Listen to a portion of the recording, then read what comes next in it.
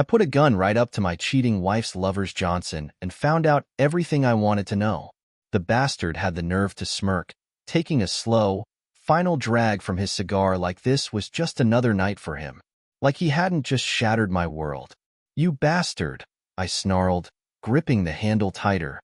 "Are you ready to pay for what you did to my wife? For destroying my life? For nearly killing my daughter?" He exhaled the smoke in my face, his lips curling into a sick grin. "Your wife was insanely good in bed. Your life was worthless anyway, and your daughter, she's actually mine. And only I decide what happens to her." A gunshot rang out. I didn't have time to think. I acted on instinct, and only when it was over did I realize what I had done. But I had no regrets. Rewind a week. Back when I was just a regular guy, thinking I had a wife who loved me and a life that made sense. Back when I was a fool. Her name was Jessica. Blonde hair, blue eyes, the kind of woman who turned heads when she walked into a room. But beneath all that beauty was something rotten, something I had been too blind to see. It started small. Late nights at work. Phone calls she wouldn't answer around me. The sudden change in how she dressed. Tighter dresses, shorter skirts, perfume I didn't buy her. And then there was the attitude. Jessica had always been a little sharp-tongued, but lately, she didn't even try to hide her contempt. "You're so paranoid, Daniel," she scoffed one night when I asked why she was coming home at 2 in the morning. "I was with Rachel." Jesus, do you need to track my every move like a psycho? Maybe I would have believed her if I hadn't already seen the messages. I had been looking for my car keys that morning when her phone buzzed. A name popped up, Mason. I didn't recognize it. The message? "Last night was unforgettable. Can't wait to see you again, babe." A chill ran down my spine. I swiped open her phone. Her password hadn't changed. What I found made my blood boil. Photos, conversations, plans for their next meeting. And not just any meeting. My house, my bed. I gripped the phone so hard I nearly shattered it. That's when she walked in, hair damp from a shower, wearing my shirt like she hadn't just been screwing another man hours ago. "Daniel, what the hell are you doing with my phone?" I looked up at her, my heart pounding in my chest. "Who the F **** is Mason?" For a second, just a second, she froze.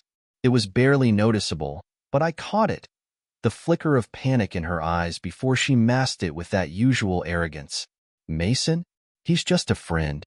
She snatched the phone from my hands, shoving it into her pocket.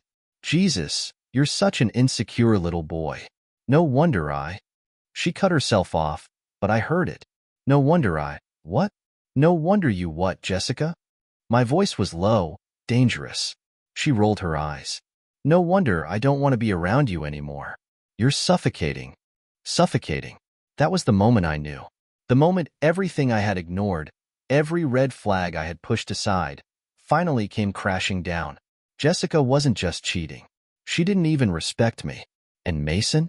That bastard was about to learn exactly what happened when you touched another man's wife. I didn't say a word. Not at first. I just stared at Jessica, letting the silence stretch between us like a noose tightening around her lies. She stood there, arms crossed, lips curled into that familiar smirk, the one she always wore when she thought she had the upper hand. But not this time. I took a deep breath, steadying myself. "How long?" She scoffed. "Oh my God, Daniel. Stop being dramatic. How long?" My voice was flat, controlled. Jessica rolled her eyes like this was just another one of my episodes. "You're acting like a psycho. You know that?" Reading my messages, going through my phone. I took a step forward, and for the first time, she took one back. "How long?" She hesitated. I saw the wheels turning in her head, the calculations. Lie? Tell the truth? Twist it into something she could use against me? "A few weeks," she finally said, lifting her chin like she was daring me to challenge it. But it didn't mean anything. I almost laughed. Didn't mean anything? The messages, the photos, the way she glowed after coming home late? It meant everything. I clenched my fists at my sides. "And Mason?" Her eyes flickered again. "What about him? Who is he?" "Jesus, Daniel, I just told you. It was nothing." I nodded slowly. "All right." Her eyebrows knit together. All right. Yeah. I stepped past her, grabbing my jacket. All right. She turned to face me, confusion flashing across her face. Where are you going? To find out for myself. That did it. She lunged forward, grabbing my wrist. You're not going anywhere. I yanked my arm free and looked her dead in the eye. You don't get to tell me what to do. Not anymore. I walked out the door. The second I got into my car, I pulled up her messages again. Mason. No last name, just a number. But I had something better, an address, a meet-up spot they had planned for later that night. A hotel? Of course. I gripped the steering wheel, knuckles white. My heart pounded so hard I could hear it in my ears. I wasn't thinking straight. I wasn't thinking at all. I just knew one thing. This wasn't over. The hotel parking lot was mostly empty when I arrived. A cheap, run-down place on the outskirts of town, the kind that didn't ask questions as long as you paid in cash. I waited. Jessica's car pulled in 20 minutes later. She parked near the entrance, like she had done this 100 times before, and stepped out. No hesitation. No second thoughts. Just a woman walking into a place where she didn't belong. And then I saw him. Mason. Tall, broad-shouldered, with the kind of cocky swagger that made my skin crawl. He was waiting by the door, grinning as she approached. Jessica didn't even look around to see if she was being watched. She just threw her arms around him, laughing, whispering something in his ear that made him smirk. That was it. I got out of the car. The moment my feet hit the pavement, something inside me snapped. I wasn't the quiet, patient, stupid husband anymore. I was a man walking toward the truth, and I had a gun in my pocket. Mason didn't see me coming, not until I was right in front of him, staring him down. Jessica's laughter died instantly. She spun around, eyes wide, mouth slightly open. Daniel? I ignored her. Mason raised an eyebrow, still smug, still acting like he owned the world. Can I help you, buddy? Buddy. I pulled out the gun and leveled it at his crotch. Jessica gasped. Mason went rigid. The smirk vanished. I wouldn't move if I were you, I said. My voice was calm, deadly. Wouldn't want to do any permanent damage before I get some answers. Jessica grabbed my arm. Daniel, what the hell are you doing? I shook her off without even looking at her. Shut up, Jessica. Mason's hands slowly raised, his eyes flicking to the gun, then to me. He was trying to decide if I was bluffing. I wasn't. You bastard, I said, my grip tightening. Are you ready to pay for what you did to my wife? For destroying my life? For nearly killing my daughter? Jessica's breath hitched beside me. Daniel, stop. Mason exhaled sharply, then, unbelievably, grinned. Your wife was insanely good in bed. Your life was worthless anyway, and your daughter. She's actually mine. And only I decide what happens to her. Everything froze. Jessica's hand flew to her mouth. My blood turned to ice. And then I pulled the trigger. The gunshot shattered the night. The crack of it echoed through the empty parking lot, bouncing off the cheap motel walls. Mason stumbled back, a sharp gasp ripping from his throat as he collapsed against the doorframe. He clutched his leg, his face twisting in pain, but I didn't care. Jessica screamed. She lunged at me, slapping at my arm, my chest, trying to pry the gun from my hand. What the hell is wrong with you? Are you insane? I barely felt her. My entire body was vibrating, running on something primal, something I didn't recognize. I took a step toward Mason, pressing the barrel of the gun against his forehead, ignoring the way his breath came in short, panicked bursts. You have 5 seconds to explain what the hell you just said. Jessica was still clawing at me, but her voice had shrunk, her bravado evaporating. Daniel, please, just put the gun down. Mason coughed, blood dripping from his lip. I said, he gritted out, your daughter isn't yours. My vision blurred. Lena, my Lena, the little girl I tucked in every night.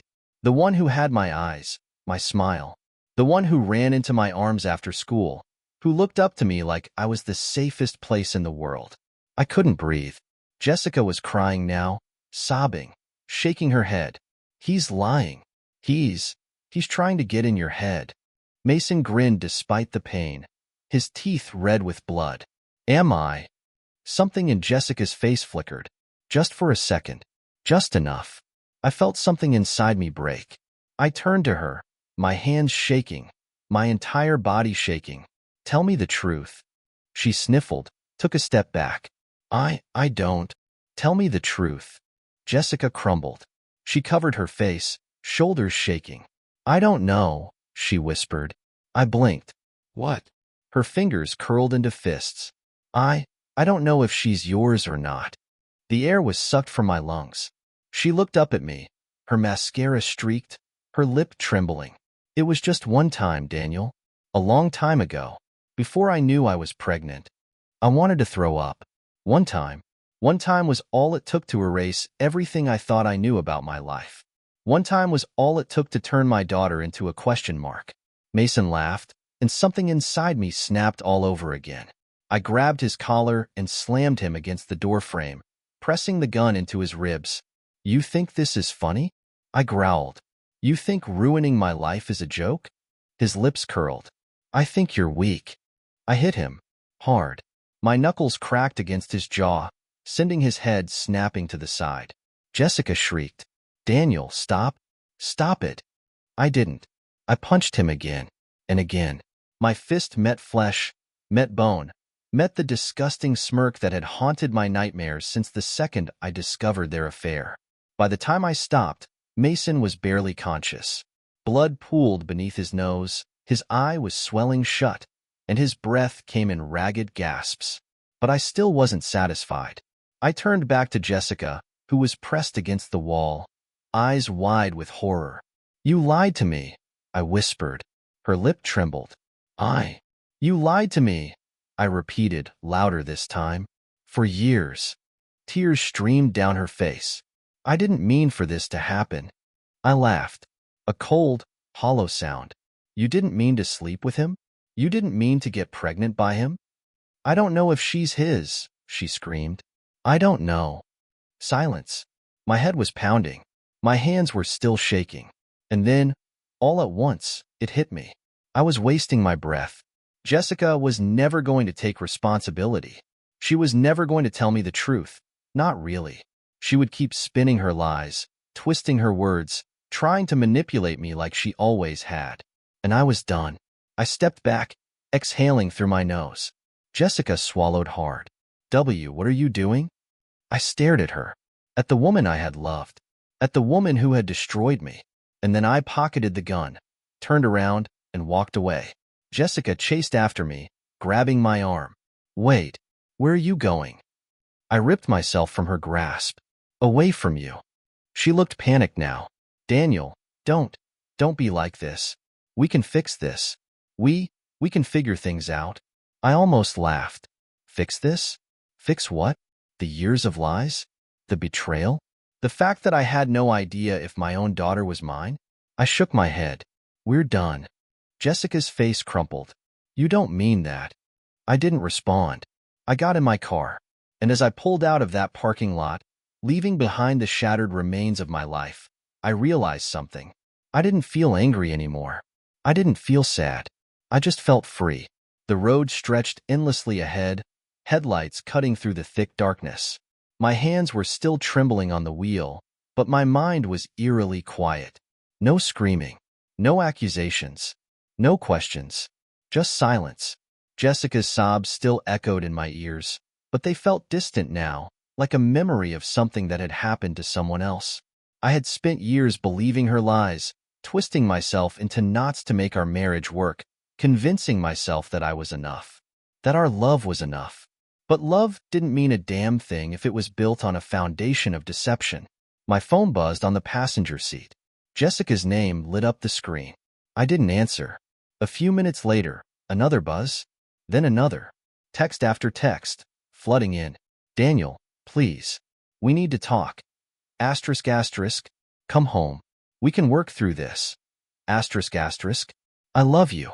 You know that, right? Asterisk asterisk. I nearly laughed. Love? She had a twisted way of showing it.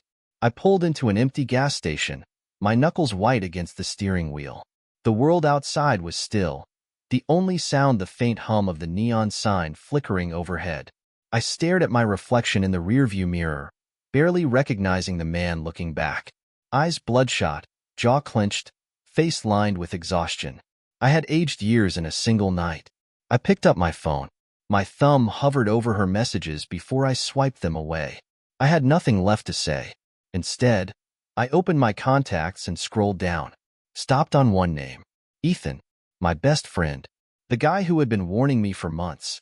The guy I hadn't listened to. I tapped the call button, and after 2 rings, he answered. Jesus, man. You okay? I exhaled slowly, shaking my head even though he couldn't see me. No. Silence. Then a sigh. You found out, didn't you? A bitter chuckle escaped me. Yeah. F***K. Another pause. Where are you? Some gas station outside of town. Stay there. I'm coming. I should have told him not to. Should have said I just needed time alone. But the truth was, I didn't want to be alone. Not right now. I leaned back in my seat, staring up at the ceiling, feeling the weight of everything settle onto my chest. Minutes passed, maybe an hour. And then, finally, headlights cut through the dark as Ethan's truck pulled in next to mine. He climbed out, looking half awake, his hair a mess, his shirt thrown on like he hadn't even bothered buttoning it properly. He knocked on my window, and I rolled it down. F***K, man, he muttered, leaning against my door. You look like S***T. Feel like it too. He studied me for a second, then sighed. Come on, let's get you something to drink. We walked into the gas station, the fluorescent lights buzzing overhead. Ethan grabbed 2 beers from the fridge and tossed one to me before paying the bored-looking cashier. Back outside, we leaned against his truck, drinking in silence. The cold liquid burned down my throat, grounding me. You want to tell me what happened? He finally asked. I stared at the bottle in my hand, rolling it between my fingers. She's been cheating on me for years. Ethan exhaled sharply. King knew it. I let out a humorless laugh. Yeah, should have listened to you. He shook his head. No, man, that's not on you. You loved her. You trusted her. That's what you were supposed to do. I clenched my jaw. She said she doesn't know if Lena is mine. Ethan went still. Then, very quietly, what? I swallowed hard, my throat tight. She said she doesn't know, because it only happened one time. Ethan cursed under his breath, shaking his head. She's full of S***T. I know. Silence settled between us, the weight of it pressing down, suffocating. Ethan took a slow sip of his beer, then looked at me. What are you gonna do? I exhaled, staring at the cracked pavement beneath my feet. DNA test. First thing in the morning. And after that? I shook my head. I don't know. Because the truth was, I wasn't ready to think about it. I wasn't ready to face the possibility that Lena wasn't mine. That the little girl I had raised, loved, fought for, might not belong to me at all. I finished my beer, tossing the empty bottle into the truck bed. Ethan did the same, then clapped a hand on my shoulder. Whatever happens, you're not alone, all right? I nodded, gripping the edge of the truck, my fingers tightening until my knuckles turned white. For the first time that night, the numbness cracked and something else bled through. Something raw. Something I wasn't ready to name. But deep down, I knew. Tomorrow, everything was going to change. The morning light filtered through the dirty gas station window, casting a dull glow over the parking lot. I hadn't slept. Ethan had passed out in his truck at some point, snoring lightly, but I just sat there, staring at my phone, my thoughts a chaotic mess. I should have gone home, should have marched back in there and demanded answers. But what was the point? I already knew the truth. Jessica would spin more lies, twist reality until even I started questioning what was real. I wasn't playing her games anymore.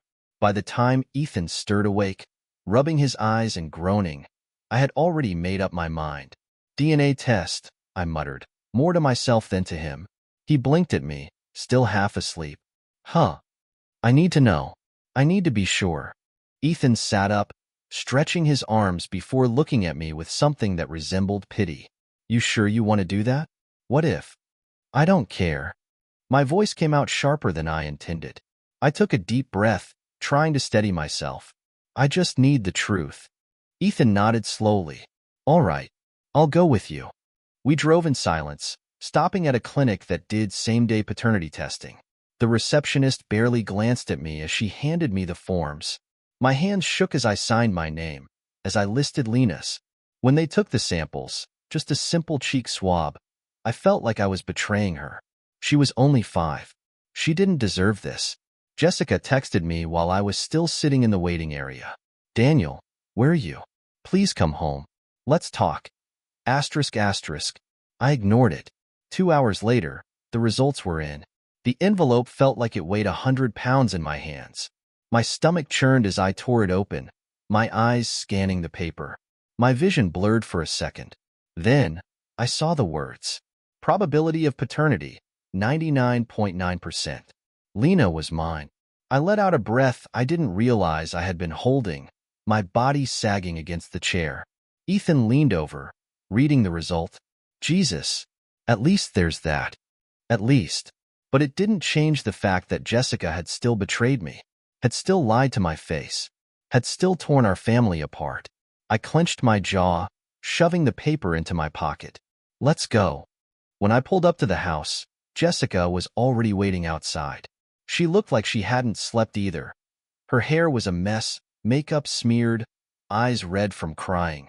But I didn't feel an ounce of sympathy. The moment I stepped out of the car, she rushed toward me. Daniel. I held up a hand, stopping her. Save it. Her face twisted, frustration creeping into her features. You didn't even let me explain. I don't need your explanations. I cut her off, my voice cold. I got what I needed. Her eyes darted to Ethan, then back to me. What does that mean? I pulled out the DNA test results and threw them at her. She barely caught them, her fingers trembling as she unfolded the paper. When she saw the result, her entire body sagged with relief. See? I told you. She's yours, Daniel. I scoffed. Yeah? And how the F***K was I supposed to know that when you didn't even know? She flinched at the venom in my voice. It was a mistake. I laughed, but there was no humor in it. A mistake? No, Jessica. A mistake is forgetting to buy milk. What you did, that was a choice. Tears welled up in her eyes again, but I didn't care. Not anymore. She took a shaky step forward. Daniel, I love you. I don't. I stepped back. Don't King say that. Her lips parted, but no sound came out. I let out a slow breath, forcing myself to stay calm. I'm filing for divorce. Her eyes widened. No, Daniel, please. I shook my head. I'm done. You can keep the house. I don't care. But I'm taking Lena. Panic flashed across her face. You can't just take her from me. Watch me. She opened her mouth to argue. But before she could say another word, the front door swung open, and standing there, looking utterly unfazed, was him. The bastard. Travis. He leaned against the doorway, a smirk playing on his lips, cigar in hand. Well, he drawled. Look who finally grew a pair. My blood ran cold. Jessica spun around. Travis, go inside. He ignored her, taking a slow drag from his cigar before exhaling a cloud of smoke. So, what's the plan, Danny boy? Gonna cry some more? Maybe write a sad little diary entry about your feelings. Ethan took a step forward, but I held up a hand. Travis grinned. Oh, you got your lapdog here too. That's cute. I clenched my fists, every muscle in my body screaming for me to knock that smug expression off his face. But then he said something that made my world tilt on its axis. By the way, he mused, flicking the ashes onto the ground. Did she ever tell you that Lena almost wasn't yours? The world went silent. Jessica stiffened. Travis, shut up. But he didn't. He took another slow drag, eyes locking onto mine. Yeah, buddy. See, she was King me raw before she got pregnant. Could have been either of us. But hey, lucky you, huh? Something inside me snapped. Before I even registered what I was doing, I had closed the distance between us, grabbing him by the collar and slamming him against the doorframe. The cigar fell from his fingers, landing on the porch. Say that again, I growled, pressing my forearm against his throat. His smirk didn't falter. You heard me. I didn't think, didn't hesitate. My fist connected with his jaw, sending his head snapping to the side. He grunted, staggering back, but the grin never left his face. Jessica screamed. Ethan grabbed my arm. Daniel, don't do this. But I wasn't done. Travis wiped the blood from his lip and chuckled. You got a little fight in you after all. 'Bout time. I pulled out my gun and aimed it right at his crotch. His smirk finally vanished. Travis raised his hands slightly, his eyes flicking down to the gun, then back to me. For the first time, I saw a flicker of uncertainty on his face. Jessica gasped. Daniel, put the gun down. Ethan stepped forward cautiously. Hey man, I get it. I do. But this is a life-ruining move. I barely heard them. My grip on the gun was tight, my finger hovering over the trigger. Every muscle in my body was coiled, every nerve on fire. This bastard had been laughing in my face, tearing apart my family, treating my daughter like some kind of sick joke. You bastard, I muttered, my voice dangerously low. Are you ready to pay for what you did to my wife? For destroying my life? For nearly killing my daughter? Travis tilted his head, studying me, and then he smirked again, taking a final slow drag from his cigar before flicking it onto the ground. Your wife was insanely good in bed, he said, his tone deliberately slow, savoring every word. Your life was worthless anyway, and your daughter? He exhaled the smoke through his nose, his grin widening. She's actually mine, and only I decide what happens to her. I didn't think, didn't hesitate. My body moved before my mind even caught up. The gunshot rang out, splitting the air. Jessica screamed. Travis staggered back, clutching his leg, his mouth opening in shock. He crumpled to the ground, blood pooling beneath him. Ethan cursed under his breath, grabbing my arm. What the F***K, Daniel? Jessica dropped to her knees beside Travis, her hands trembling as she tried to press against the wound. Oh my God. Oh my God. I stood there, breathing heavily, staring down at the pathetic piece of trash groaning on the ground. That's the last time you talk about my daughter, I said, my voice deadly calm. Travis wheezed, his face twisted in pain, but even then, he managed to let out a weak chuckle.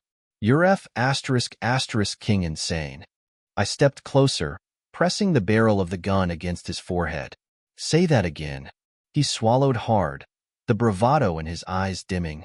Jessica looked up at me, tears streaming down her face. Daniel, please. Please, don't do this. I ignored her. My finger twitched on the trigger. For a split second, I saw it play out, saw the bullet tearing through his skull, saw the mess it would leave behind. But then Lena's face flashed in my mind. I pulled back. Travis gasped, blinking rapidly as if he hadn't expected to still be alive. I took a deep breath and turned away. You're not worth it, I muttered. Ethan exhaled in relief, but Jessica was still panicking. We need to get him to a hospital. Call an ambulance, I said coldly. Her eyes widened. You're just going to leave? I met her gaze, my expression unreadable. There's nothing left here for me. She opened her mouth to say something, but I was already walking toward my car. Ethan hesitated, looking between us, then hurried after me. We drove in silence. I didn't know where I was going, didn't know what the next step was. But one thing was clear. Jessica was out of my life. For good. The drive was quiet except for the sound of the tires humming against the pavement. My hands clenched the steering wheel, my knuckles white. Ethan sat beside me, not saying a word, just letting the silence hang between us. I didn't know if I was heading home or just driving to nowhere, but at that moment, I didn't care. My mind was still replaying everything that had just happened. The look on Travis's face when I pulled the trigger. The way Jessica had screamed like she actually gave a damn about him. The way she had looked at me. Not like a wife watching her husband lose control, but like a woman realizing the man she had betrayed had finally reached his breaking point. I could still hear her voice, begging, pleading. Not for me, not for our marriage, but for him. For the piece of garbage she had been crawling into bed with behind my back. The memory made my stomach turn. I had wasted so many years loving a woman who had never really loved me back. How had I not seen it? How had I been so blind? Ethan cleared his throat, shifting in his seat. So, what's next? I scoffed. Next? The word tasted bitter in my mouth. I figure out how to pick up the pieces. You gonna call a lawyer? First thing tomorrow.